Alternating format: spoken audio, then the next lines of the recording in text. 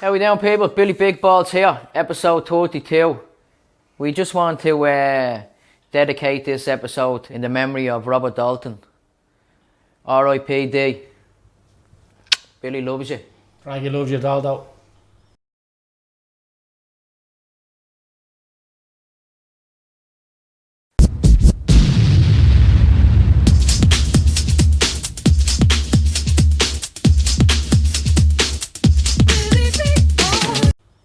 Right, so here we go, episode 32. We have somebody all the way from sunny Scotland. It's John Young. How we doing, John? Good evening, Billy. How we doing, buddy? All good, yeah? Thanks very much for having me on. I'm good, yeah. I'm pleasure, good. man. Yeah, it's good to be here. We always want to hear the good, positive stories. So, can you tell us a little bit about yourself, where you're from, and what it was like growing up for you? And yeah, so I grew up in Scotland, obviously. The wheels kind of fell off my life due to addiction. I got involved with addiction from an early age. Okay. And then I got involved then in treatment. I got an opportunity for treatment. And through that opportunity, I ended up here in Ireland. And that's where things started to go well for me. Married an Irish woman, had a few kids.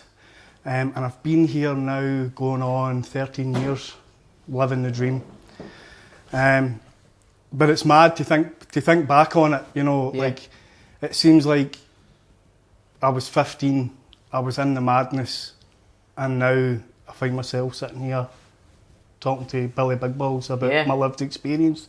It's just mad. It's a mad transition. It's a trip, isn't it, life, you know what I mean? It is. Like, I'm very grateful, I have to say, I'm very grateful today. I'm very grateful for the small things that I have in my life. I'm grateful for the big things that I have in my life. I'm grateful for the people that I have in my life. Things that, for a big part of my life, I took these things, the things that are really important, the things that matter, I took them for granted, you know. I was to be brought to my knees, I was to be brought to rock bottom through addiction and circumstance, other things going on, criminality and things. I was to be brought to my knees, I was to be humbled. Yeah. And through that humbling experience, I found faith. I'm a man of faith. And I learned to understand what really matters in life. Yeah. And as I say, I have a load of gratitude. I know it sounds funny, but I think I should start where I ended up. Yeah. Do you know, I don't think how I ended up there really, really matters. Yeah. I think because people that have been involved in addiction, people that have been brought to their knees, we all get there through different places, and that's the different journeys, but that's the thing that's different. But the affinity we share, or the thing that we identify, is where it can take some of us. Yeah, no, I was one who ended up there, you know. So I suppose after about 15 years, maybe a little more than that, in the madness, I found myself in a place where I was on my knees, I was broken. The family that I had left had quite rightly turned their back on me. Yeah. Because inviting me into your house or into your life, you were inviting in a whirlwind, basically. Yeah. And I understand that. I don't hold any resentment for that. But my family, friends that I had, those bridges were burned years ago. The only people that were around me, I would call associates. You know, people that they were of a similar mind. They were like-minded people. Their whole purpose in life was to find ways and means to use drugs, to get money to use drugs. That's you know, I was going for. I was homeless, I had nowhere to live, I was committing any kind of crime that I could to feed the drug habit that I found myself with. I was going for crack den, to shooting gallery, you know, the police were obviously, I was living on my nerves all the time. I was in a place where I felt the problem was the solution. And what I mean by that is, I felt like if I could get the next pill, if I could get the next drink, if I could get the next hit, then that would make me better. So the absolute insanity was, I felt like the problem was a solution. The problem was a solution to me. And I look back now at the time, I didn't recognise it. Of course I didn't recognise it. Like, I was insane. Fucked up, yeah. I was insane. I was Yeah. actually mad. It was just absolute insanity. And I suppose I'm really grateful for this opportunity to come and talk to you on this podcast. And I suppose my prayer would be that if someone out there finds himself in a situation where they think to themselves, I can't do it, I can't change, or it's no possible, or I'm no good enough, I just want them to know I felt these things, but I've come to learn, no, you are good enough, and it is possible, and there is support out there, and there are people who can help you out of that situation. Because for me, when I was in that situation, I felt like there was no way out. It was a chemical kind of a mental prison. Yeah. Like, you know, and I felt trapped and I felt claustrophobic. And to be honest with you, Billy, I didn't want to die.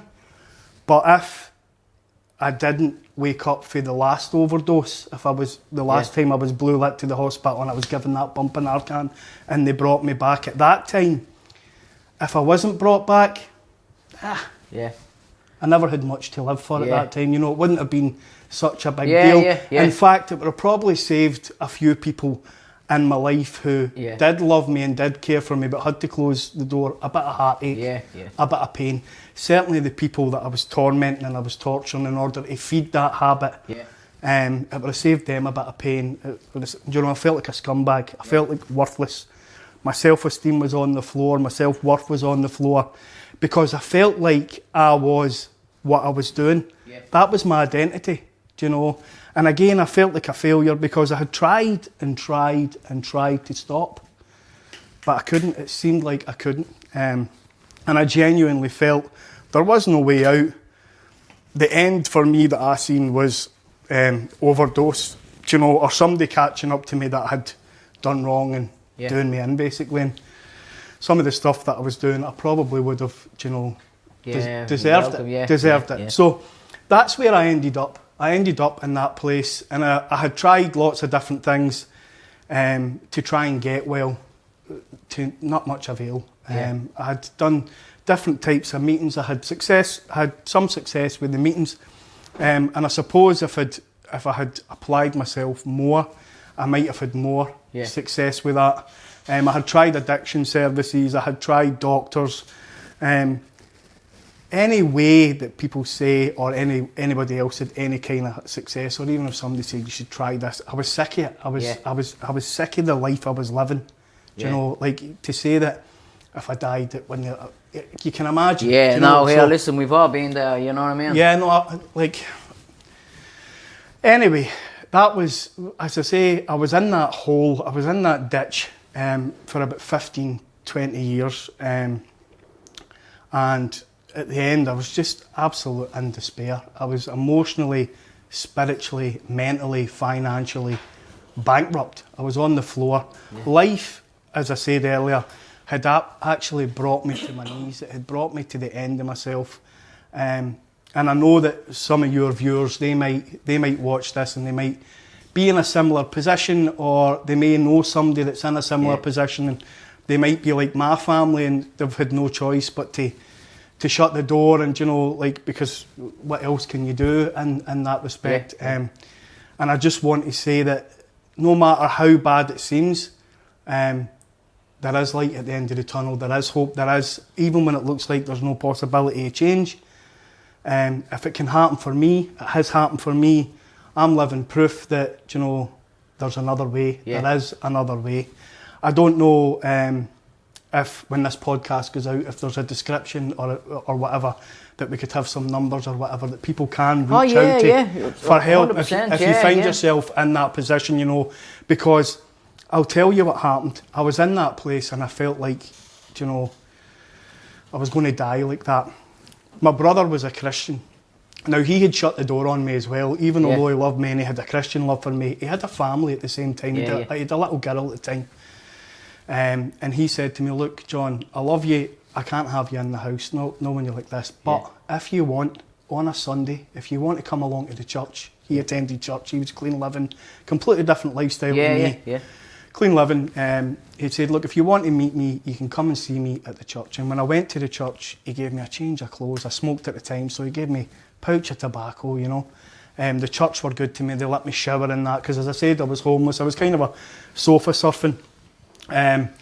And then the church at the time started a thing called The Well, where you could get a bite to eat and that as well. Yeah. All my money, I never ate. If I got money, it gone, went drugs. Only drugs. Yeah. So the chance to get a free meal, I took that, and I ended up talking to a few people. And then there was a lady there, Anne McLean. She won't mind me. She knows she's part of my story. Yeah. She won't mind me saying this. She had overheard me. I think I was giving my brother or somebody else the sob story. I was on the manipulation. Poor me, hoping that somebody would say, "Oh, there's a tenner," or do you know, I was looking for money. Yeah. At that time, I was looking for money for a fix. So she heard me putting the bite on somebody. I think it was my brother, or it might have been somebody else. And she approached me and she said to me, "I know a place that could help you if you're interested." And people had said things like that to me before. Yeah. And I just went, whatever, do you know, like, I really believed there's nowhere could help me. Yeah. Like, I felt I was the worst addict ever. Yeah. I felt like nobody was like me, like, it was only me that was this way. Yeah. And my problem was unfixable. You might be able to be fixed, and you might be able to be fixed, but I won't be. But I won't. You can't fix. Yeah. My pain's really that sore, and my trauma's really that bad, and what I've been through, and how long I've been taking it, and how much I can't be fixed. Yeah. But for some reason, when she made that offer to me, like, there was an authority to it. Does that make sense? I don't know how else to explain it. And I said to her, felt it? Yeah, I felt like she was serious. Yeah. Like, people were always, maybe this will help, maybe that will help, But she was like, she was certain. Yeah. Like, if I took her up on her offer, like, the way it came out, you'll be sound. Yeah. It was mad the way it happened. And there was other people in the church, and I found this out later, because that lady still walks with me to this day. Do you know, she's been over to Ireland, she helped me move, she cleaned the house out before I moved into another house. She came over for birth, she was at my baptism. I got married in St Mark's to my now wife. She was there. She was at my wedding. Yeah. What I mean by that is, she never just said, "I know a place that could help you if you're interested." Good luck. She's walked with me since. Do you know, she's been concerned about me since then. So because of the authority that she said it to me, I said, right, go, we'll give it a bash. When my brother found out that this was happening, when this was on, he said, look, if you're willing to give this a shot with her, I'm going to let you into my house. You can come into my house and you can stay with me.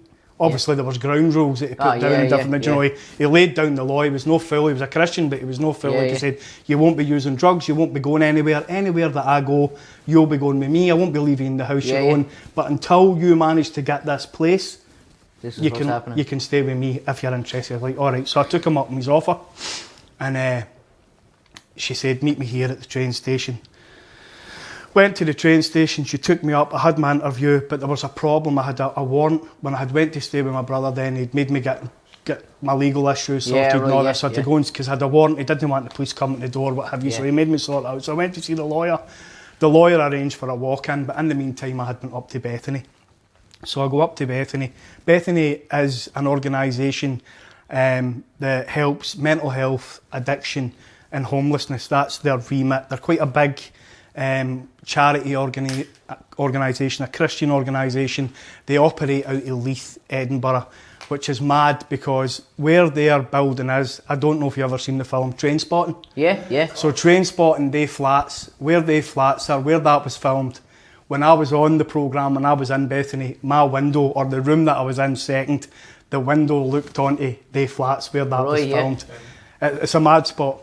But anyway, so she takes me up, but I've had to go to court. But we go up for the interview. I'm back down. I'm in my brother's. Bethany have said to me, look, we want to take you on, but we need to have your legal and justice closed. That you need to go and deal with that. We've got a bed there for you if you're interested, but we need that dealt with. So I stay with the brother. I go to court, and I'm sitting there, and the judge has been hammering people all morning. I've said to the lawyer, look, I've got this opportunity to go to treatment. And he said to me, no, that won't be happening. You can't go. He said, this judge doesn't have the power to allow you to go free for this. I mean, he can give you what you're up for. He can certainly say, right, I'll grant you leave. But because you've had community service, You know how it is. I was sentenced to community service. I was in addiction. I didn't turn up. There was a warrant out for me. I was also wanted for a couple other minor offences that hadn't been to court yet. He said, you could take care of these, but because you've already been sentenced to that by another judge, this judge doesn't have the power to overturn that and allow you to go to... He says, I'm not even going to bring it up. He says, it's a non-starter. So I'm sitting there waiting for the judge. The judge is hammering people all morning, giving guys like time and stuff and massive fines, and I'm sitting there and I'm, oh no, this is never happening. The lawyers put me in a downer because I had a wee bit of hope. Like, I had a wee bit of hope. Like, and blade and hope, oh, gone. It was gone. And I was sitting there and I'm shattered. But a wee bit of her faith had rubbed off on me. Do you know, she had been saying things to me like, oh, God's for you and all that, and you're going to be all right. I feel it in my spirit, the Holy Spirit. I know God's got a plan and a purpose for your life. She was saying all this to me. Yeah. And my brother's a Christian, and he's starting to get on board with this, so he's starting to believe it because she's saying it. So I'm starting to get a wee bit of faith in about me. Feel yourself. So I'm sitting there, and I'm nearly last. It comes to me, the lawyer stands up, talking about the case, whatnot. And then he never mentioned the fact that I had the opportunity to go to Bethany. So I don't know why, but I just felt something, and I stood up and I said, can I say something, Your Honour? He said, go ahead. I said, I've got the opportunity to go to Bethany treatment. These offences are because of my drug addiction, and I've got an opportunity to deal with that.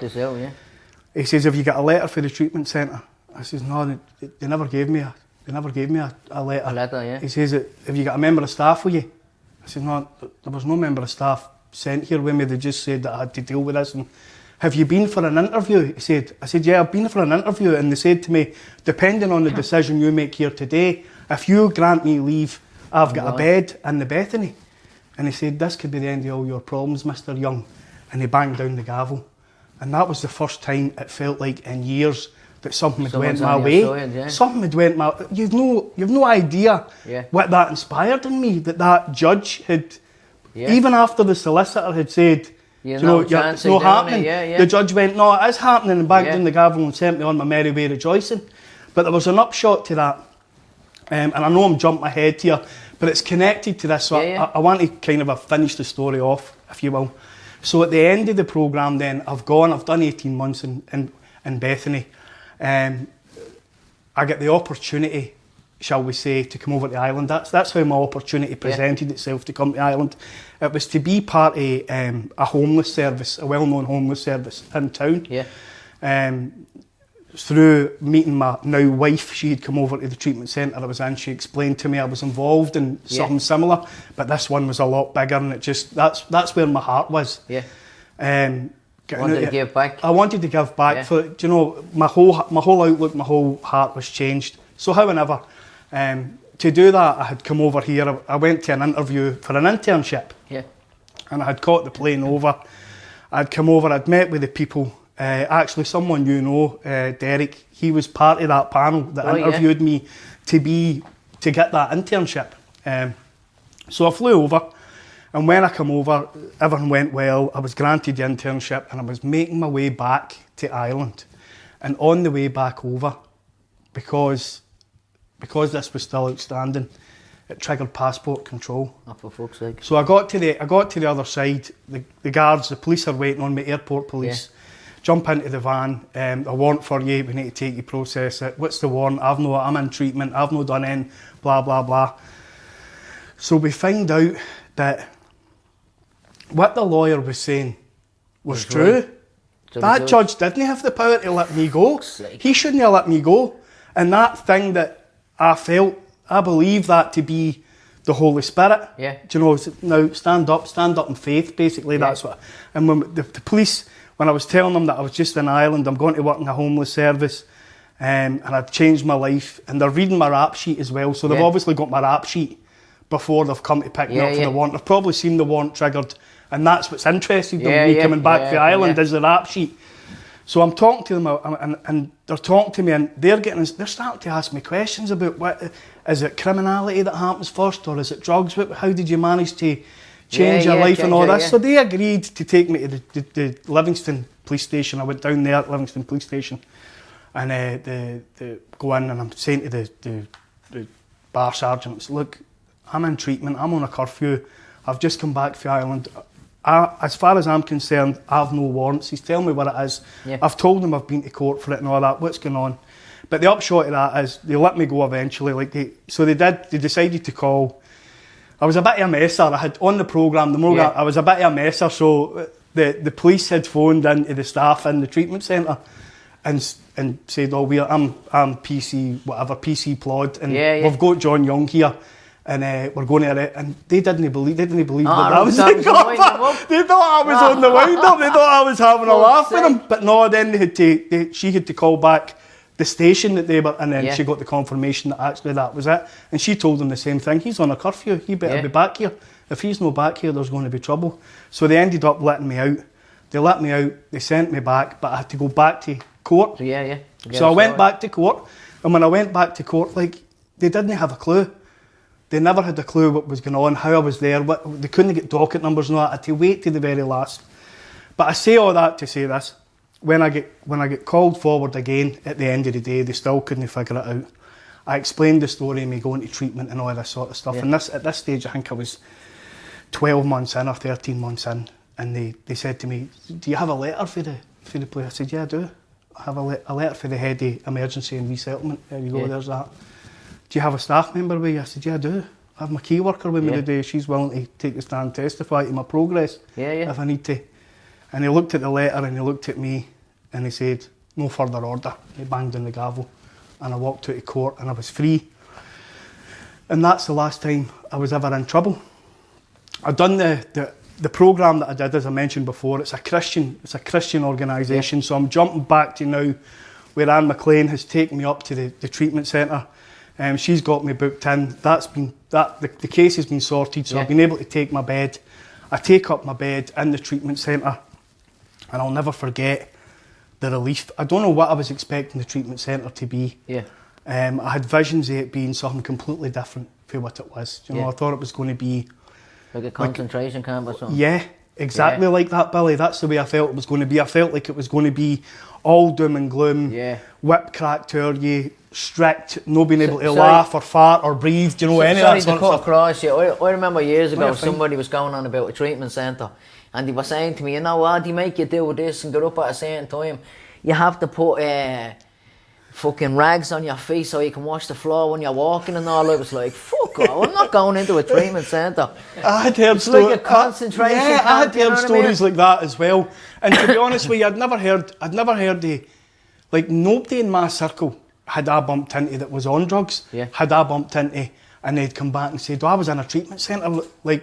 There wasn't any stories like that. All you ever heard, was people passing over, the world of addiction. It's dark. It doesn't inspire you with hope. It's like a prison, and anybody that gets released for that prison, really, there's only one way out. You see guys going to actual prison and getting themselves together for a wee while.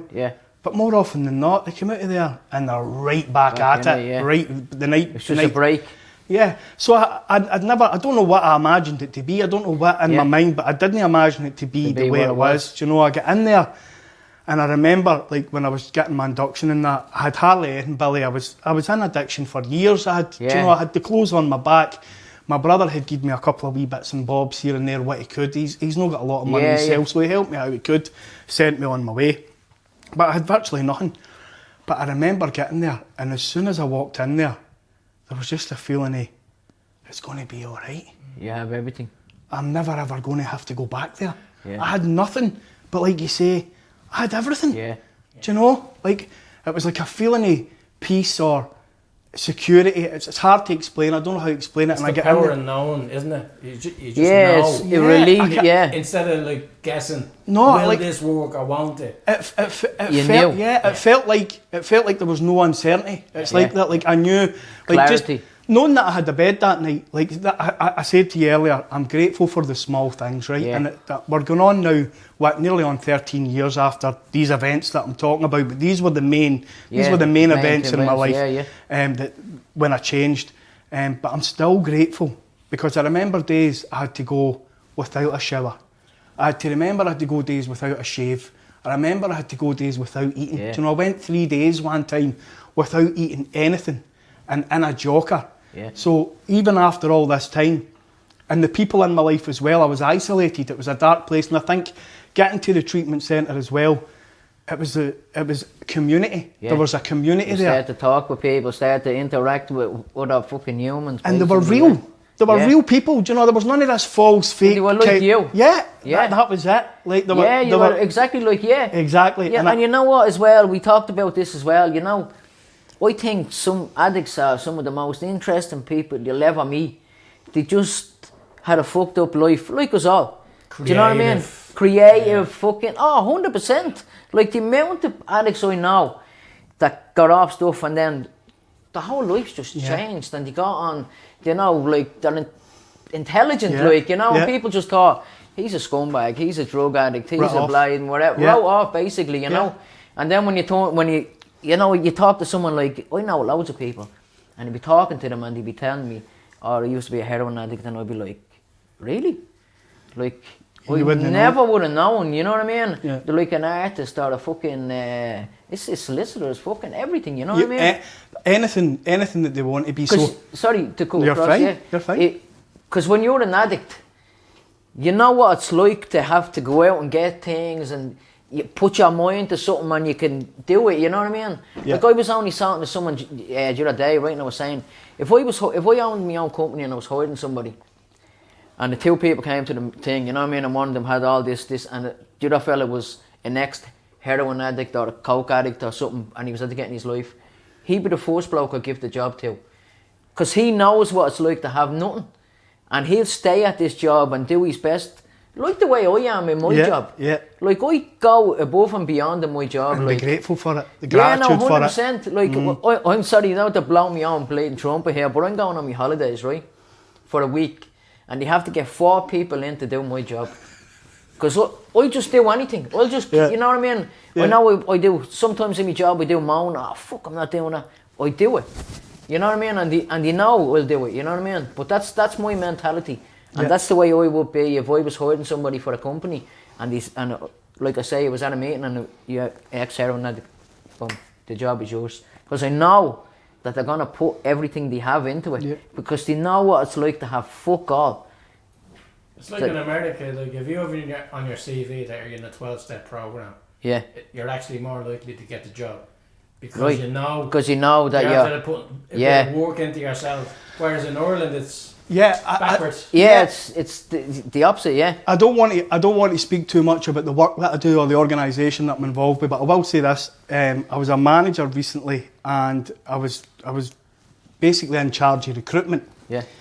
And we accepted people that were coming out of treatment. Yeah. But we also accepted people that weren't necessarily coming out of treatment.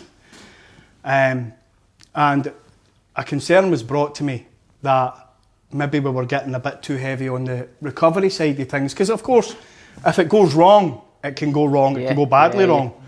Yeah.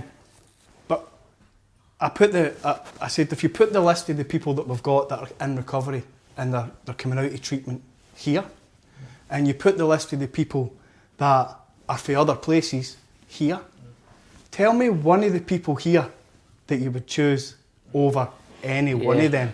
Any one of them. Yeah. And that goes to show you. Because what I've learned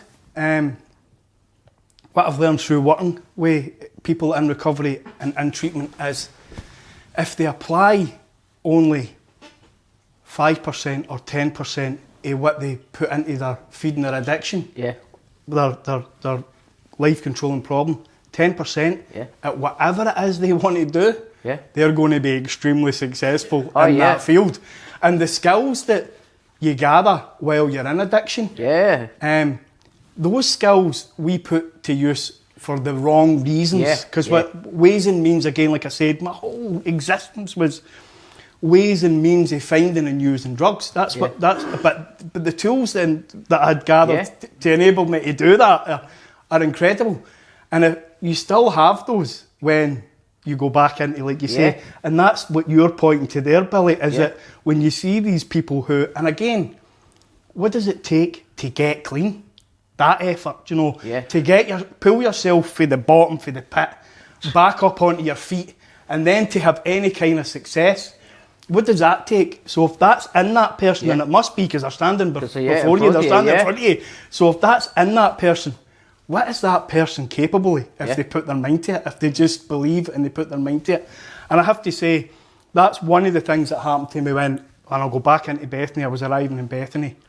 These people are round about me and they're saying to me, do you know what? You're very good at this and you're very good at that and you could potentially do this and you could potentially do that. And I'm thinking to myself, these people are only talking about this. Do you have any idea where I've been for the last 15 years and what I've been doing? And you're talking to me about doing this and doing that and doing the next thing. And it was alien to me as well, because I was used to people, if anybody was after me, they were usually after me quite quickly with a bladed article or a blunt instrument, do you know what I mean? Because I'm not looking for sympathy, because I've probably earned that, I've probably rubbed it, do you know? So it was alien to me. And something else, like when I arrived there, that community, guys that were like me, it's a hostile environment, the streets. The streets are hostile, do you know? It's dog eat dog, it's kill or be killed. And everyone's on edge. Yeah, and that's what I'm talking about, skills that you garner when you're on the streets and you're in addiction, because you need survival. It's survival, you need to be fucking, you're in survival mode. You know what I mean? So getting there and then coming across these people, do you know, and the first night, like I say, I had nothing, Billy. Just a couple of wee bits at my brother. My brother was very good to me, don't get me wrong. He gave me what he could. But I never had much, because I was 10, 15 years heavily in chronic heroin and pill and alcohol Everything addiction. you had was sold or bleeding. Exactly, and any money I did have, like I said, it went on drugs. I didn't even go on food. Like I couldn't even manage to meet my most basic need. Do you know, was drugs. You deprive yourself of everything. Except the unacceptable. Except the drug, you know what I mean? That's it. Like, and so I arrived in the hunt. But these guys, Tommy, God rest him, if anybody that knows me and has been on this journey with me, you know Tommy, absolute Jamie, a guy. He left the treatment centre. He was a speedball. That was his thing, speedballs, to injecting him.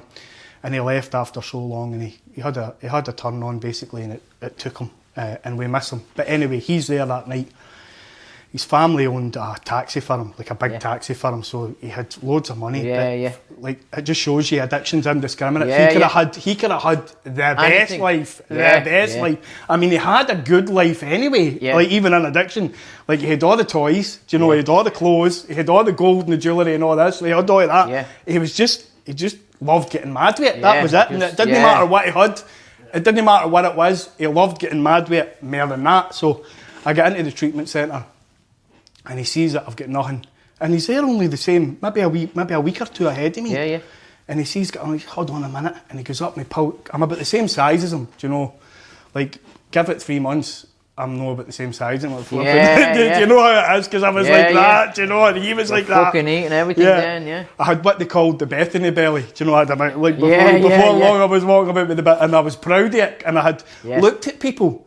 When I was like that, I had looked at people with that belly, and they're probably ashamed of it. But I'm looking at that going, I'd love to have that belly and to fit and look that well. And do you know what? How did he do that? Look healthy. But anyway, he goes up the stairs and he pulls down this case, right? And again, I have no idea about treatment. This is one of the first nights that I'm in treatment. And he opens the case and he starts pulling out brand new runners, and he starts pulling out jeans and jackets and all that. He's like, here, there you go, that's for you. You take that and that'll get.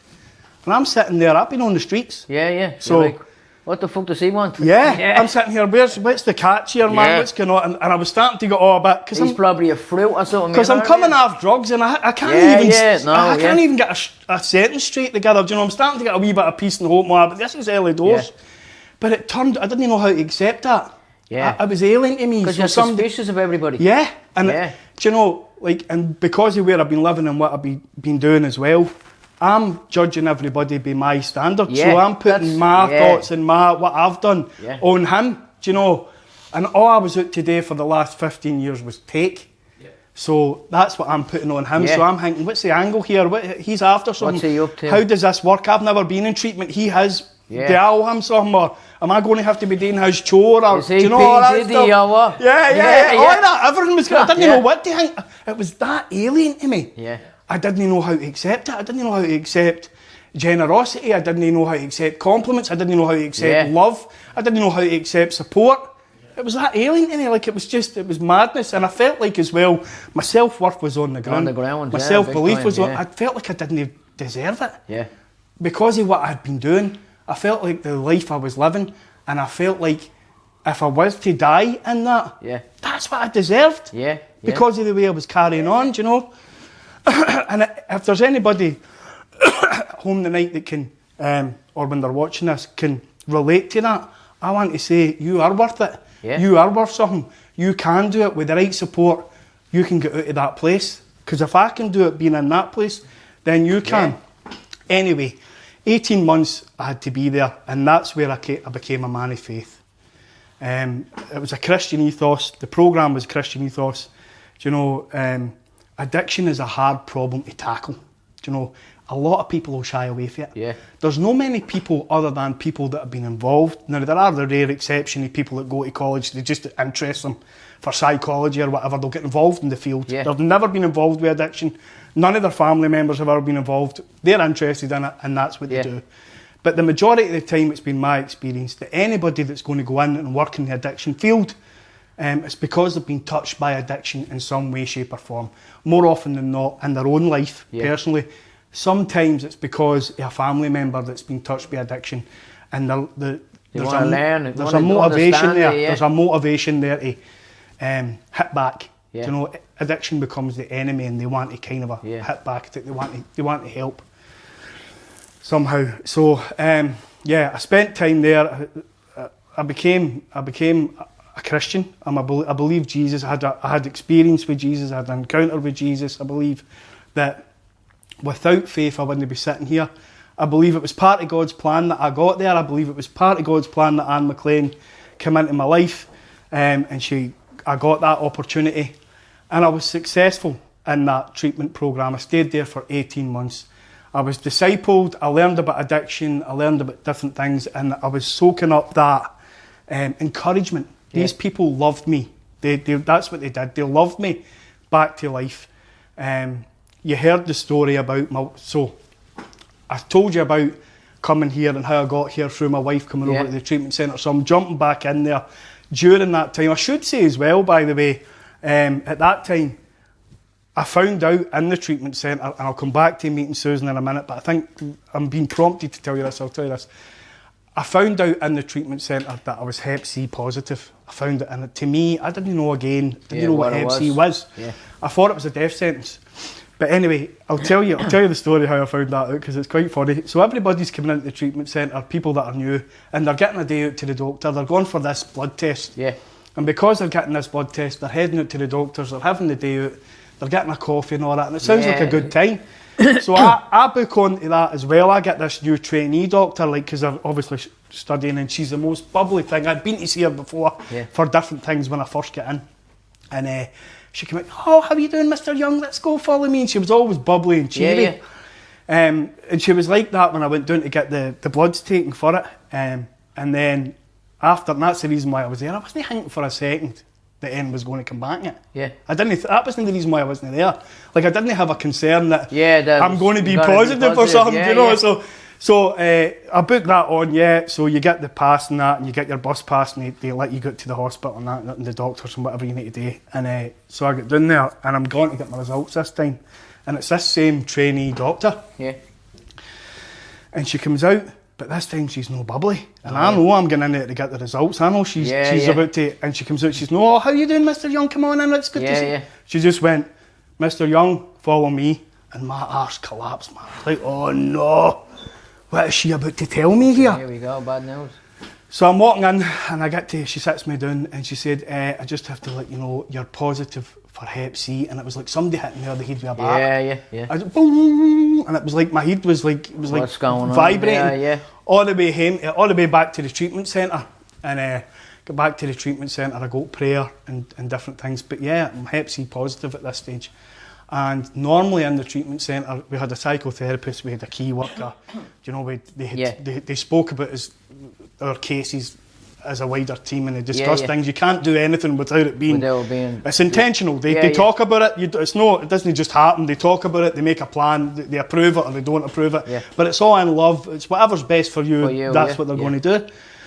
So anyway, they make the decision they're no up for allowing me to go through the treatment, because at that time it wasn't your Savastivir and your Declastavir that it was interferon. It was interferon. It was ribavirin. That was the treatment at the time. That's nasty. It was a 6 month. Oh man, it kicked the life out of me. So again, I'm giving away, but they said, look, we're willing to let you go through it. If you really want to go through the treatment, we're willing to let you go through it while you're here with us. There's only one catch. You don't get to take any of the mind or mood altering substances or painkillers that they give you to help you get through it. If you're doing it bareback. You're raw dogging it basically. You're doing it and you're doing it with nothing else. So I agreed to that. And I made it through, but it absolutely changed me.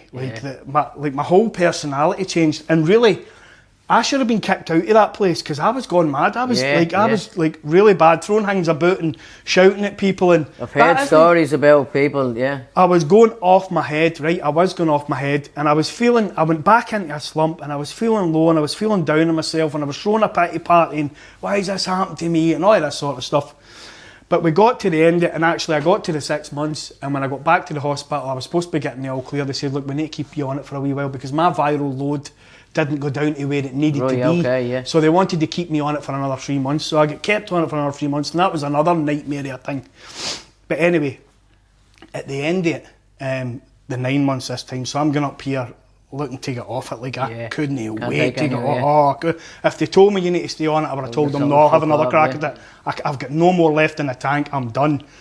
So I got up to and by the way, the nurses there at the hospital, the infectious diseases nurses that looked after me, they were absolutely cracking with me. They were lovely, do you know, the care that they gave you, and I'm grateful for that as well, do you know. And I'm grateful for the care that the team had for me while I was going through it. But anyway, I get there. 9 months later, I'm praying to God that I'm going to get the all clear. But I'm sitting in the waiting room, and this wee guy comes and he sits beside me, and he says to me, all right, what are you doing here and that? And I says, this Hep C treatment. And he says, oh, you going on that, are you? He says, I was on that. He says, I was on life support. He says, my hair fell out and my nails. He says, I ended up with some condition with my kidneys, and I ended up on kind of a life support, and it nearly took me out. He says, but I'm back here, and I'm thinking about maybe giving it a second go. What you? I says, I'm here. I'm done. He went, what? I says, I'm here for the all clear. I'm hoping that the day's my last day, and that's me, I'm finished with it. And they'll tell me, right, that's you. You're cured.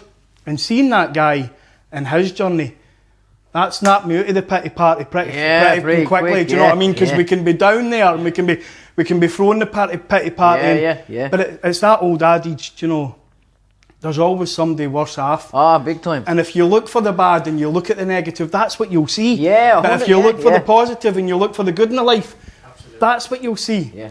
So I made it out of there. My wife comes over, and the reason why my wife's visiting the treatment centre I'm in is because her friend, her brother, so my wife's friend, her brother was in the treatment centre that I was in. He got involved with a sponsor, a guy that was trusted, supposed to be trusted, and at that time the legal highs were in Scotland. Do you remember the illegal highs with the head shops burst and all this nonsense? Bath salts and fucking bath salts and all that, and the cannabinoids, whatever it is. All them were in, and it was legal. You could just walk into a shop where you're buying a pint of milk and the say, head shops or whatever, you're basically getting coke or the equivalent of coke or whatever else. Synthetic coke. It done the same thing. It was worse. It was worse for you, but it done the same kind. It had the same effect on you. So anyway, they were all out at the time. This guy was a heroin addict. This was the reason why he was in Bethany.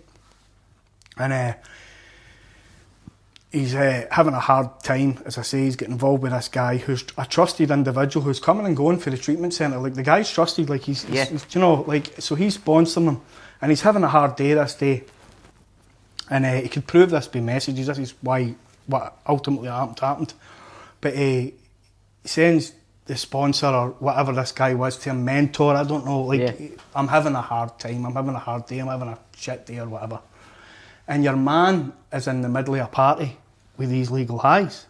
And he says to him, look, get this stuff, go into the legal high shop, get this stuff and come up to my bit, we're all having a party, you'll feel better soon. Something like that. I'm paraphrasing, I don't know what the exact words were, but that's basically the gist of what he said. So he gets the stuff, goes up, has the party, starts to get paranoid, feels guilty about it, comes down to the treatment centre, admits to management what's happened, shows them the text message of how it happened.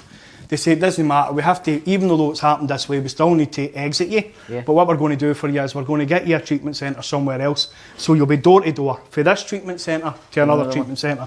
And it just so happened to be in the north of Ireland. So they give them money, enough money, and they give him the ticket, they pay for the ticket, they organise the place and they send him on his way. But somehow, from there to there, he relapses. He goes into one of these head shops and he buys more of the stuff that he's relapsed on, and he jumps on the bus and he makes his way over. Again, it's another Christian place in the north of Ireland. And when he gets there really late at night. The pastor welcomes him in, prays for him that it will be the last rehab he'll ever do. Yeah. And then at 5 o'clock in the morning, his heart wasn't used to what he took. Sadly, gave way and he passed. Fucking hell. So that was one of my wife's best friends, and she was also friends with the sister. So my wife ends up, she's retracing the steps with her pal. Yeah. So they end up in the treatment centre, and that's when she starts telling me about the homeless place that she's involved in and all that sort of stuff. So I get to know her. She thinks at the time that I'm a staff member. She doesn't realise that I'm actually on the programme. Yeah. And to be honest with you lads, and she'll probably watch this, I didn't do anything to correct that. I kind of felt like that was the vibe she was getting. And I didn't say, oh here, by the way, no, I'm not part. You know, I didn't do anything to correct that, you know. So she ends up, at that time I had the BlackBerry, and I thought I was the bee's knees with this BlackBerry. Do you know, I wasn't used to having them for the last 10, 15 years. I thought I was doing well. So she picked up the BlackBerry and she put her number in it. She says, if you're ever in Dublin, give me a shout. But when we were in she was talking about being part of the homeless organisation that she was part of, the ministry, and serving in it. And I don't know, lads, like, we just clicked. And it wasn't something like, you know, when you boot and you're a guy and you see something, you're like, whoa, I fancy it. It wasn't like that. It was like, your soul's connected. Yeah, it was mad. Like, when we were sharing with each other, there was a passion there. It was a different thing altogether. So anyway, she put her number in my BlackBerry. I ended up talking to her, and I arranged to come over here. And I come over here, and I was part of the Lighthouse. I ended up being part of another organisation. I married her. I've had 2 kids. I live out in Tala. I won't say where in Tala, but I live in Tala. I've never known life to be so good. And it's because of the people that have been on the journey. Like I mentioned Anne McLean. I didn't mention half the staff that in the Bethany that looked after me. My key worker, the support staff, the manager. I'll tell you, I was over in Scotland last week speaking in a church. I was telling Derek about this earlier, bringing a message, but I was also there for another reason. One of the guys that I was telling you about on the programme recently fell back into addiction and he passed away. But his daughter was living in Nottingham, so she wasn't able to get up to get the stuff. So my mate had reached out to me, so while I was out there, we had to go and clear out the flat. Yeah. Oh man, what an experience that was when we get in and we seen how he was living. Do you know, it put things into perspective. Again, I left that, we were able to serve a bit, we were able to get the belongings together for his daughter. Do you know, and my friend was kind of his best friend. Yeah. He's a friend of mine, but my friend was his best friend. Like, he'd been walking through all of that way, I'm trying to support him and all that, hurt him really hard. But he was in touch with the daughter. And we managed to get what we could, so she was able to get up for Nottingham. They were saying, look, if you don't have it cleaned out in a week, we're emptying it kind of thing. Not only that, we'll charge you. Yeah. So we managed to clean that out for him. But it made me grateful for what I have today, what I was telling you, my wife, you know, and I've been blessed as well. I won't mention the organisation that I work for, but I will say this. I'm grateful for they accepted me for that programme into their programme, and at the end of Bethany, I was kind of at the end of my term with Bethany. I had done most of what I was going to do with them, but there was a further journey to go on with the organisation that I work for now. They trained me and they educated me, and not only that, they loved me. They looked after me through, I think, 3 bereavements, a sickness myself. I had to get, I call it iPhoned. I had to go and see the IT department. They had to switch my heart off and back on again. Oh yeah, in a process called cardioversion. They just basically, they shave your chest, they put 2 plates on you and they run a current through you to stop your heart, and then once it's stopped, they start it again. I was AFib, the condition I had was atrial fibrillation or something like that. Yeah. But I'd actually know a guy that happened to. Yeah, it's a mad experience. Yeah, you have to stop your heart and start it again. It's weird, isn't it? Yeah, so I'll tell you a funny story about this if you want. This is because I had kind of a built up an immunity. I like to take tablets. I took a load of tablets, so I'd built up an immunity. Yeah. But the drug that is in the tablets is also the drug they use to sedate you for that procedure. Right. I didn't know this. But I go in, I'm sitting on the chair, and they put a needle in my hand, right? And then they've shaved me and they've got the metal plate. And then the doctor started saying to me, so tell me what you know about atrial fibrillation, the condition. Yeah. And I'd say, I don't know much about it. So he starts explaining what it is and what he's going to do. And then he nods at the nurse, and the nurse does whatever with the hand. Yeah. But what he's telling me is interesting. It's really interesting. So I'm focusing on what he's saying. And he keeps talking, and then I can see he's kind of getting a bit, what's going on here? Yeah, what's he going on with? So he looks at the nurse again, and he nods at her again. And she does whatever she does. And I just felt this heaviness on me. But what he was saying was interesting. So I was focused on what he was saying. And then ended up, I just remember it was like falling asleep. And have you ever been in a dream where you feel like you're falling off something, and you wake up and it's like a jolt, so it was like that, only it lasted for about 5 seconds. Do you know how you wake up and you come out of it right away, you get the fright and then it's over? With this, it was like, I was sitting there for a while, and then after it, I don't remember much after that. Yeah. But my wife was the one that came and picked me up, and she says, John, when they asked me to come in, they asked me if I was going to be all right with you, because they had said that they had to give you a much heavier dose than they usually have to give people to knock them out. They said they found it, so they were worried that you'd be intoxicated and I wouldn't be able to manage you, but I just told them I had no problem, I'll manage it. You know? I'm the same. And I've been blessed in my life and in the work to see, again, this is why I want, the whole purpose of coming on here with you, Billy, was to let people know that there is another way, there is hope, you can change. I know sometimes it can seem impossible in that situation. I felt like there was no way out of that situation. You know, here, listen. I was going to die. Everybody probably in this room felt like that, you know what I mean? Yeah. And that's kind of, we want to, there's hope. No matter how bad you are, on whatever drugs you're on, the lads are going to put things up later that you'll be able to see. Yeah. Numbers and places that you can go to, contact them. Listen, it's never too late. No. I do look at people now, and I do be thinking, it's when you get in a bit later in life, your heart is not going to be able for this, your thing, you know what I mean? Yeah. And not only that, I do see videos of people going in, scoring in town, the way they're getting treated and the way it's the humiliation. Yeah, TikTok. TikTok, humiliation. It's ridiculous, man. It's fucking terrible, So there's a way out. There's 100% a way out, and it's like everything, when you're in it, you think you're bollocksed. Yeah. And then when you get out of it, you realise, no man, anybody can do it. Yeah. And then you hear inspiration. And then you hear stories like yours and Derek's and John's and all, and it's listen, you know what I mean? This is not a wind up. He's not messing. No. This really happened. You know what I mean? I used to draw up puddle water. I couldn't even make it to a clean source of water. Yeah. I used to draw up puddle water to make up a fix to hit heroin. Yes. You look at me now and you might say, I used to look at people and say, he's not as bad as me, he's not done what I've done, he's not ate 50 handfuls of 50 pills at a time, he's not flipping down bottles of vodka after stealing them for the Asda, after doing the tablets, do you know, he's not flipping jagged all that stuff, or he's not went on a weeks long bender on crack cocaine and spent every last penny and stole for everybody so that he can continue to roll on that party.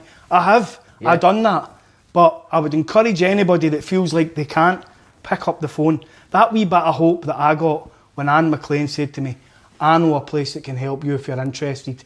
And I thank God and I thank my lucky stars that she approached me and she told me that day. Yeah. Because that was the start to me on this journey to be sitting in front of you, Billy, and telling you my life experience and a few anecdotes about where I've been. Like you an know? angel put in front of you. Yeah, and I want people to know, because I didn't know there was help. Yeah. Billy, I honestly didn't know that. I didn't think you could change. I thought it was impossible. Yeah, I genuinely believed I was going to die that way. Yeah. But people need to know, you don't need to die that way. It doesn't need to be that way. There's another way. There's services that can help. They'll stick by you. They'll love on you like they've done to me until you're back to health and living a life like... My life isn't, like, on the outside, and see if you're on the outside looking in, my life isn't abnormal. Do you know, people look at my life and they say, it's nothing special. Yeah. He's just a guy. He's just a guy with a normal life, with a normal family, doing normal things. To me, I've hit the flipping jackpot. Oh, yeah, man. Do you know, yeah, like that, I'm a flipping millionaire with what I've got. Yeah. And people, the only people really that would recognise it is people that knew me. The people that knew me. The people that knew me when I was behaving the way I did, my family members, they stand back and they go, wow, it's nothing special, Billy. Yeah. But to me, it's everything. It's everything. Yeah. It's just a normal life. I don't have a lot of money. I don't have any kind of riches. I don't have whatever people look to in the world, status. I don't have any of that. Yeah. You have a future. I have a future, do you know, and I can look him in the eye and I can hold a conversation with him. Yeah. I never used to be able to do that. I would get a good look at his shoes. Yeah, you'd know what you're wearing, I was full of shame. I couldn't look him in the eye and I couldn't string a sentence together. I really couldn't. I was, that's the way I was. Yeah. And I had done it to myself, do you know, full of guilt, shame and remorse. Yeah. The day I can come onto this podcast with you, and I'm very thankful for the invitation, and I can have a laugh and a joke and I can reminisce about what's happened, and I'm healed. I don't need to. I can talk about it and I can laugh about it. And imagine trying to do that 15 years ago. No! Like, you know, it's like 15 years ago, I would have been saying, "What can I?" Yeah. I'm here. What was the code on that door now? I'm here tonight to give back. Yeah. I can think of other people tonight. I'm no full of self-centered. Do you know? Like it's This isn't about me. This is about other people. Yeah. I'm here to give back. You know, and for me, that's a miracle. Yeah. Like, all I wanted to know back in the day was, what's in it for me? Yeah. What can I take what can I get out of this? But it's not like that for me today. No. Do you know, because I've got But you know what it everything is, I right? need. Do you know when you're like that with people and there's no hidden agenda, people don't know what way to take it. Because they probably like us, the way we were in addiction, you know what I mean? You think everybody has an angle. Yeah. Nobody genuinely likes you. No. It's, you know, there has to be something. They want something off you, or they're gonna. That's the way you think. And then when you meet genuine people that don't want fuck all off you, just want to see you being happy, and they want to just see you having the best life possible. And then when you're like that to other people, they're suspicious of you. Like, I do be putting people worried about things and all, and I know when I walk away, they're going, "You're that fucking idiot. What the fuck would he know?" They don't realise that you've lived a life that you never want to go back to, and you don't want to see other people living that life. You want to see them like you, happy. You know what I mean? Like I feel like, see the way you were saying there, like you won the lotto. Yeah. It means so much to you. Yeah. That's the way I feel. Yeah. Like there was, we kind of talked all about like us. You know what I mean? So we kind of had similar backgrounds to you. Like growing up, we were all the same, you know what I mean? Yeah. But like... We identify with 100% of what you're talking about, you know? Yeah, everything you're talking about is like, we lived that life, you know what I mean? I kind of knew that coming in and talking to you, you know, like... Like, I kind of knew, like, you know your own, don't you? You know your own people when you start talking. You know just know, and it's not like we're talking about any of the madness. No. It's the fact that we've got out of the madness, and we're, like, having a laugh with you, and, you know, having the joke, and, you know, it's just... Like, you can't buy it. There isn't a drug that you could give me, or a feeling that I would take over now. What I have. But it's this thing as well, do you know, I'm grateful for people, I'm grateful for opportunities, I'm grateful for my family, relationships, I'm grateful for all the small things. But see, all the small things that I'm grateful for, they make a big thing. They're a big thing. They're the big thing that, you know, like, and I shouldn't be here. Like, I was blue lit 6 times because, like, I overdone it. I was greedy. Enough was never enough. Mm-hmm. So just before that story I told you about getting to meet Anne McLean, I was blue lit 6 times, you know, like, and one of the times after it, there was 2 guys I was with, right, and we all went and scored. We all like, we got a bit, whatever. Yeah. We all went and scored, and I'm with these 2 guys. I didn't know them that well. I just knew that they could score and they had a bit of money, and if we clubbed together, we could get a bit more, yeah. So that was the deal. So we went and we scored. Of course, they've got a higher tolerance than me, like, and because I'm just on the pin or whatever. Yeah, but they're used to it. So they make up 3 big hits, and I take mine, and what happens? Buff! I hit the deck. And I wake up in the hospital full of the Narcan, boom, boom, they popped me, brought me back round. I went out with a nightgown on, I haven't even waited, I'm discharging myself, I went straight, I ended up getting lifted after that because I was mad with it. And I was in with the hospital gown still on, trying to nick 2 bottles of vodka so that I could go and score more. And obviously the staff have went, what's he doing? They've brought me in, the police have come in, they've went, what's happening to you? I'm here to buy stuff, where's your money? Yeah. I've no money, you're coming with us. And it was probably for my own welfare. But anyway, that time, I was to later bump into one of the guys, and I was like, what happened there? I don't remember. He says, I'll tell you what happened. The other fella I was with had a warrant, so you were ODing on the deck, and he had a warrant out. So me and him are arguing about whether we should get you help. My life is hanging in the balance. Like, he's worried about getting nicked. And they're worried about getting nicked and having to do time in the cells and maybe getting dope sick. Do you know, get the withdrawals coming on them. That's what he's worried about. And the 2 of them are having an argument. Well, I thank God again that fella won the argument and the other fella didn't. Yeah. Because if the other fella won the argument, I'm not here. Yeah. And it was that fragile. And I didn't realise till after that, do you know, that's the kind of... But when you look back and you go, I was flipping insane. I trusted my life to 2 guys that I didn't know that were out to get themselves a hit. Yeah. And that was the Russian roulette I was playing with my life day in, day out. Yeah. Didn't see it as a high risk behaviour. I just seen it as going to score. Normal, yeah. I just seen it as going to score. Yeah. It's flipping, it's insane. So one of the things that I'm really grateful today for is I'm clean, I'm sober, I'm fully clothed, and I'm in my right mind. Yeah. And I have my wits about me. Because it wasn't always like that. It's not always been like that. You were on your bollocks out with your head and bleeding reckless. Yeah, like I was jumping about in a hospital gown in an Asda trying to steal 2 bottles of vodka to feed a drug habit, like go and sell it in a pub. Yeah. What was that at, man? Like, do you know, it just what was driving me to the day to sit and having chats and, do you know, working in the services, going home to like, it's a different, and I'm so grateful for that. I'm so grateful for that journey, do you know. But again, I'll say, like what I've seen in people, anybody that has it in them to survive an addiction, I have to give respect to. Anybody that makes it to treatment and gets into recovery, I don't care who you are, I don't care if I go on with you, if I think you're an a-hole or whatever. Like if you've done that, I can't help but respect it. Because I know the journey and I know how hard it is to climb back for that. So, and I think that's why, like, I've been working in the services and I've been quite effective in the services. I've seen guys get a lot of success, and I'm still in the services to this day, and I love it. I love guys seeing guys and women getting the opportunity to get themselves well. Do you know, when the lights come back on behind the eyes? You know what, see the way you're talking about rehab and all this, you know? Yeah. I never went to anything like that. Did you know? No. I just did it all on my own. Cold turkey? Yeah. Did you just decide? One day I just stopped taking, I was on methadone. Right.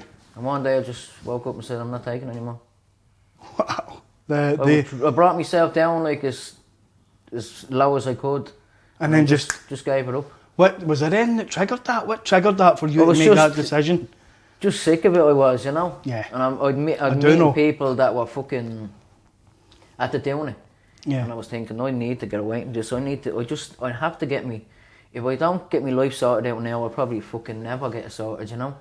And it was just light bulb moment. If you don't mind me asking, how long were you taking the methadone for before you had that light bulb moment? How long were you on it for? Was about 15 years. Wow. Fair play to you, man. Yeah, man, fair play to you. You know, it was one of them, if I didn't, you know, I had to do it. Yeah. I had a methadone in my drawer, and for 3 weeks, I had to get up every morning, go to work, come back. I didn't sleep. I was in bits. I was going around like a zombie. I've seen it. But I had the methadone there, and I was saying to myself every night, you can give up now and just drink that. Yeah, I don't know. Like, like I tried that method. It didn't work for me. I didn't have it. Yeah, no. I didn't have the minerals for that. I had to be locked away, and stopped. That's the torture. I didn't have the minerals for that, man. I tried it that way. It didn't work for me. It made me who I am now. Of course it did. That's like my head is not bulletproof, but it's pretty strong. Yeah. You know what I mean? Like I never went to rehab. I never went to meetings. I never went to anything. I just sat in my room, went to work and came home and just sat on my own with my own thoughts and my own head. Did a couple of courses, but nothing. To re-engage with people, you did. Yeah. I went back to education and stuff like that. You know what I mean? To get but I worked during the day. You worked on your own care plan is what you've done, because that's the kind of thing as a key worker you're going to do for people. Yeah. You've basically made a decision yourself, stuck to it, and done your own care plan. Yeah. I couldn't do that. I just couldn't. It was hard enough for me just to make the decision. Let alone follow through with it and stick by it. And I'm being honest, if there was a place in the rehab where I could have had drugs sitting, if I knew they were sitting there, I would have went to them and I would have went, we'll do this, we'll start again tomorrow kind of thing, so I had to have that. But everybody's different, everybody's journey's different, for me, like I say, I didn't have the minerals to make that decision. I tried it, Billy, I did try it, and again, I can't help but respect that you did have it in you. It was... Because that's not easy. You know what I mean? That's not easy. It was the hardest 3 weeks of my life. But I'm telling you, I never look back, you know what I mean? It's proof that it can be done. Oh, 100% it can be done. And people do say to me, there's no way you just gave it up like that. I went from 100 meals, 50 meals, then 50, 20. I went on for months, I was on it for about 15 years. And I was on methadone longer than I was on care, Yeah. But one day and when I rang my doctor, to tell him, listen, I won't be coming up anymore and whatever, and he goes, listen, you're gonna be fucked and all, you know what I mean? Basically, you need to get back up here. Your body's gonna go into shock. I said, no, I'm already off it. And he goes, listen, and I said, listen, you prick you. And he goes, listen, don't say anything that's gonna jeopardise you coming back on and all. I says, you know what? I always thought you were a slavey bastard. He gave him his character. Yeah, he just hung up the phone. Yeah, but that's... sorry. No, you're fine. A person I know was in the room. She was on the treatment, on the methadone as well. Yeah. When I rang, and she says to me, when you got off the phone, he says to her, he'll be back. Yeah. And I never went back. You know what I mean? It's like... Some of the biggest drug dealers. But that story shows it's exactly what you're talking about, with the TikTok and all that, and the humility and all that stuff that's going on, right?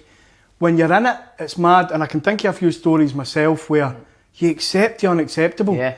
But it's not just the scumbag on the street or whatever, or the neighbour that doesn't like you, or the guy doing whatever. Sometimes it's professionals that are supposed to be helping you. Yeah. And they're the ones that dragging you down, that are giving you the unacceptable. And when you finally can break free, isn't it good? Did it not feel good to be able to finally say to him his character? Oh, you know what? I don't need that off you anymore, ball. He was a slavey and bastard. He was, and he was just money. Money. That's all it was. You were a paycheck to him. Yeah. And when I told him to fuck off, I was like, you'll never get a penny out of me again.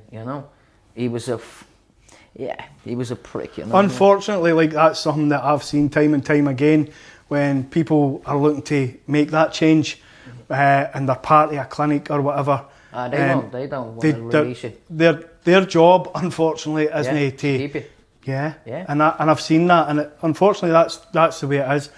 Again, people have got different ideas about methadone, and I think everything has its place, and I think methadone has a place for harm reduction. I do think that it saves lives in that respect. I don't think it's managed too well that somebody can be on it for 15, 20 years. That person will have a better quality of life they would have had if they'd have stayed on the heroin and it wasn't there. Yeah, no, 100%. Do you know, so there's, I don't look at any particular treatment. People have got biases, have got personal experience, and they'll say, abstinence the only way, not harm reduction, or you need a substitute, or do you know the disease model, the moral model, the flipping biopsychosocial model, whatever it may be. Everybody, like when you think about it, when the first thing you learn when you get into addiction studies is there's over 70 different definitions of addiction. Yeah. They can't agree what addiction actually is. There's 70 different definitions there, do you know? Like, so if it's that complex of an issue that they can't even define it, what chance have you got of having one way of tackling it? Yeah, do you know, exactly. Do you know, like I've been on that journey and I've been in it, and I know the support and the help that I needed to be able to get me to this place, and I'm saying I'm grateful for it. But your story surprises me. Somebody that just one day woke up and went, that's it, I've had enough of this, I'm done with it. And then actually, no, I've said that. That part I've done. I've woke up like that and I'm sick of this, I'm not doing it anymore. But half an hour, 6 hours even, I'm flipping right back to it. And, you know, for somebody to actually say, no, I'm done with it, follow through, and phone up the clinic and tell them. I love that. Yeah. You know you can do it. You can shove it up your. Yeah. You stick it up his hoop. Do you know, that's to me on the phone. That's class. Your body's going into shock and this, that, and you know. I says, man, I'm off it. Week, what are you on about? Oh man. I'm sober. Yeah. Thanks for nothing. Thanks for nothing, you fucking prick. It was like, it was the best phone call I ever made. Yeah, I'd say there was a bit of satisfaction. Yeah. Like it's no often, but when I go back home, do you know, I go about the area that I've been in. I try not and spend too much time there. But I look at houses and I reminisce on things that I did, and do you know, like there was guys like you'd go and you'd be trying to go and be like, oh, way down to the garage for me and get me a few gloves for the fingers so I can, and they'd try to send you here, there and everywhere. Yeah. And you're not much of a state and you need the drugs that badly that you go and do it. Like you accept the unacceptable, do you know? You're talking about this humiliation and all that. And like I never touched on some of the things that happened to me living that life. Yeah. I don't need to talk to you about it. I don't need to talk to anybody in this room about it. When you're living that life, you get involved in things that, let's be honest, you wouldn't get involved in if you were sober, if you weren't living that life, do you know? Like I've been in so many situations, I've been hit with things, I've been stabbed, I've been covered in petrol and threatened to be set on fire. I don't want to glorify any of that, but all of that as well, that all of that comes, it's that I'm glad is behind me, do you know, like I'm glad that I don't need to, and I've done things myself. I'm not sitting here looking for the sympathy vote. I was part of that, I fed that machine, I was part of that as well, do you know, I was involved in that. And I'm glad it's good at night to go home and rest my head in the pillow and not have any of the worries. Yeah.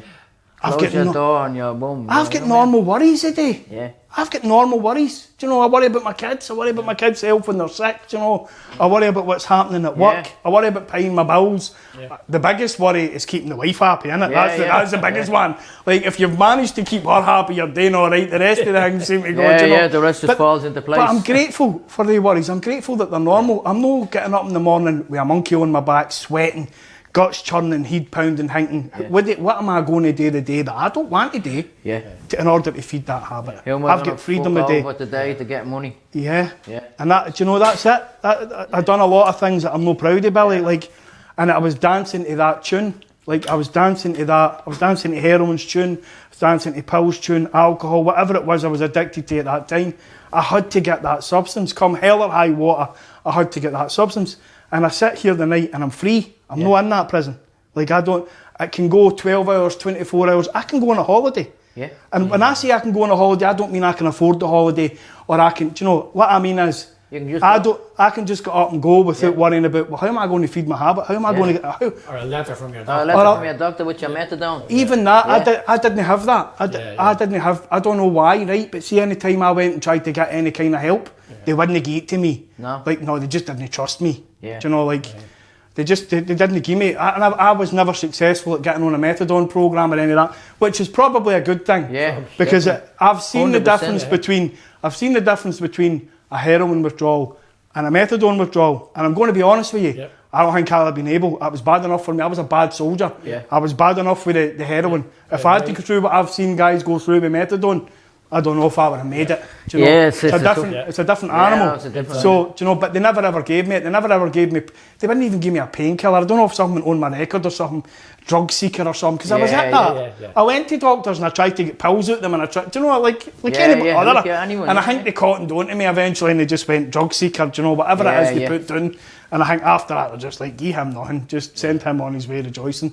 So for that reason, I never ever got on a methadone script. And I'm kind of knew when I look back, at the time I was fuming. Because I'd be rattling and everybody that I was with, they'd be going with their scripts to pick up their soup and then they'd drink that. And within before they went to score, they were getting their fix before they went to, I had to wait until I managed to do something turned up kind of thing. And at that time, methadone for heroin? Some of them were only in Scotland, only people that had been on it for a while and had never had any issue were trusted to get what they called a takeaway. Everybody else had to present at the chemist within a certain time, take a wee cup, drink it and then go, because there was that problem. And only certain people, and anybody I was with, of course, none of them got a takeaway. So I was snookered, do you know, there was none there extra to get. I had to follow them sometimes till they got sorted and then we went and done what we were going to do. It was just a nightmare. It was like, it's hell on earth. And if you've been to hell, you appreciate heaven. Absolutely. Do you know what I mean? And what I have today, like even my hardest day in recovery is 20 times better than my best day in addiction. At the end up. Now, like, it was a journey to get there. It was a journey to get from picking up the first joint to ending up puddle water. To make it up to flipping, to jag it in myself. And there was reasons for that as well. Like I didn't have a normal background. Like my mum and dad split up and I went with my dad. And my dad made bad choices and he was a drug addict and a drug dealer and all this stuff. So there was availability. Like I went to a counsellor and I explained the whole story. This is not a counselling session, this is to offer hope as far as I'm concerned. But I went to a counsellor one time and I told him my story and said, you know what? You didn't stand a chance. You were always going to get involved to some degree. But you can't use that as an excuse now. You're a man and you make your own decisions now. So what are you going to do? Do you know? But that was... That's drug addiction, innit? Like, it doesn't... You were saying your counsellor says you were always destined for it, whatever. Like, I didn't grow up in a family where I thought I was going to be a drug addict. You know, either did Frankie, you know. You know, it's just... It's all different walks of life, you know what I mean? It doesn't matter. You just fucking get into it, you know? Oh, it's indiscriminate, for sure. I've seen guys that are flipping, they're professionals, you know, they're social workers, they're drivers, there's even doctors, lawyers. Like, doesn't matter what walk of life you come from, if you're privileged, if you come from the flats or if you live in Bears Den or Fox Rock or Black Rock, whatever the posh place is here, it doesn't matter. It's not discrimination. No, like everybody's eligible kind of thing, you know, and I've seen all guys for all walks of life. Heroin doesn't discriminate. No, it doesn't. Addiction in itself doesn't. So when I think back on my journey, like when I was back there to now, to sitting here chatting to you, and the utter hopelessness that I felt back then, I never envisaged that I could go on a journey like this. The journey for me started when Anne McLean said, I know a place that could help you if you're interested. So what I would like your viewers to know, Billy, the purpose for me coming here is, I know places, if you're in a similar situation to what I've described, if that feels familiar to you, if you're in a similar situation to that, what I would like you to know, the same thing Anne McLean told me all those years ago, is there is a place that can help you. You're not alone. There is support. There's people and services that are willing to help you, that know that your life matters and is worth something, and there's potential there. And there'll be numbers in the description, I hope, if that can be arranged, that you guys can contact, and that's the people that I'm talking about, and they'll do whatever they can to help you. And even if they can't help you, because if you've got a problem that you feel like it's not just addiction, there's other stuff, they'll point you in the right direction. There is support, there is light, there is hope. And I hope that if you are in that position, you have the courage to pick up the phone and reach out to somebody that can help you, because you never know, it might change your life the way it changed mine. Brilliant. Do you know? Billy, I just want to thank you for having me on, mate. It's been great chatting with you. Great, man. You're a madman, but flipping, you're just like me, you know? I've loved being on. I'm grateful for the opportunity, the invite, and I wish you every success with this, mate. I think it's great work that you're doing. I think getting the message out there for recovery and for mental health, there's not enough of it goes on, and there's nobody doing it like Billy Big Balls. Nice one, bro. Thanks very much. God bless you, bro. Right? 100%, thanks very much. Right, that's it. Episode 32 in the bag. Don't forget, Billy loves you. Thanks, bro. Thanks very much, bro. God bless you, mate. Right? That was a great show.